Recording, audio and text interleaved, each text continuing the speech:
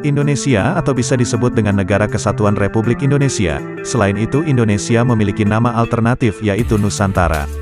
Negara ini terletak di Asia Tenggara, secara lebih spesifiknya Indonesia terletak di antara garis khatulistiwa dan berada di antara benua Asia dan Oseania. Bahkan Indonesia juga terletak di antara dua samudra, yaitu Samudra Hindia dan Samudra Pasifik. Berikut adalah fakta menarik tentang Indonesia. Memiliki seorang perancang menara tertinggi pada urutan ke-6. Setiap negara selalu ingin melakukan sesuatu yang luar biasa untuk menunjukkan eksistensinya agar dapat menarik perhatian dunia. Inilah yang sedang dilakukan Malaysia. Pada tahun 1991 mereka berusaha membangun menara yang bisa menjadi penanda dari negara tersebut. Pada tahun 1995 menara ini sekarang dikenal sebagai Menara Kuala Lumpur. Menara ini merupakan menara tertinggi ke-6 di dunia dengan tinggi mencapai 421 meter. Menara yang megah ini memiliki sejarah tersendiri khususnya bagi masyarakat Indonesia. Hal yang perlu kalian tahu adalah perancang menara ini adalah seseorang dari negara Indonesia yaitu Insinyur Ahmad Murdijat, lulusan ITB yang sudah 14 tahun bekerja di Malaysia. Meski sudah bekerja selama itu di Malaysia, dia tetap tidak mau melepaskan kewarganegaraan Indonesia dan tidak akan pernah mengubahnya.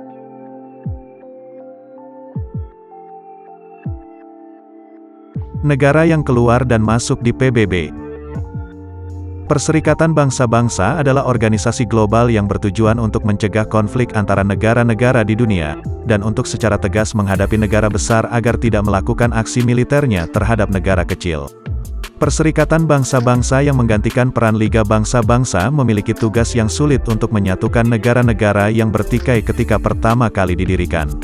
Indonesia sebagai salah satu anggota Perserikatan Bangsa-Bangsa menuntut agar PBB bersikap adil dan netral dalam menyelesaikan sengketa antar negara.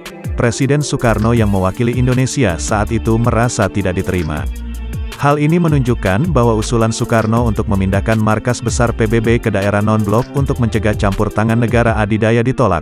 Faktanya markas PBB berada di Amerika Serikat dan sebenarnya terlibat dalam Perang Dingin. Gamelan masuk pada kurikulum sekolah di negara maju.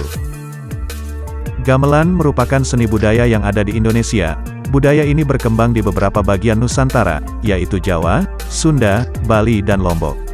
Instrumen ini awalnya terbuat dari logam dan telah berubah bentuk hingga sekarang.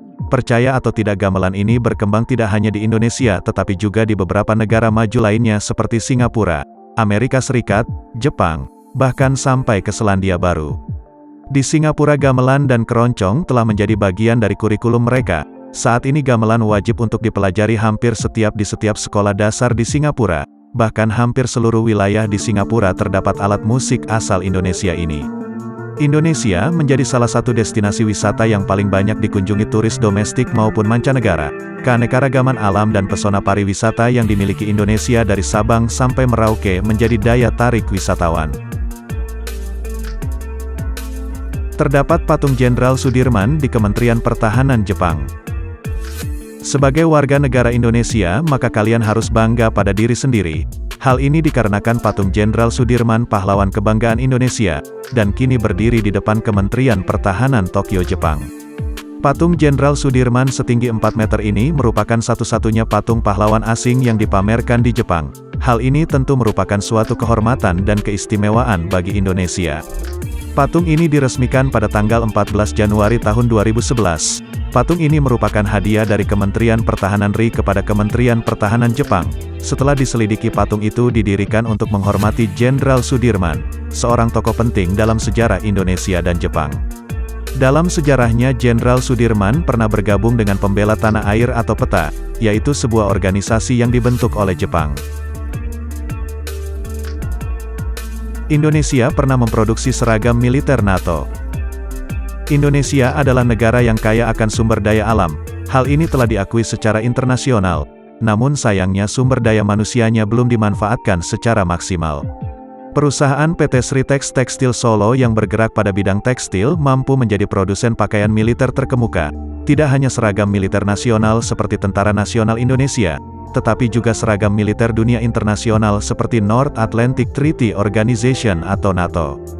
Perusahaan ini memprioritaskan 3 faktor utama, yaitu tentang kualitas, pengiriman tepat waktu, dan harga yang kompetitif yang memungkinkannya untuk terus tumbuh dan tetap bisa menghasilkan produk yang baik.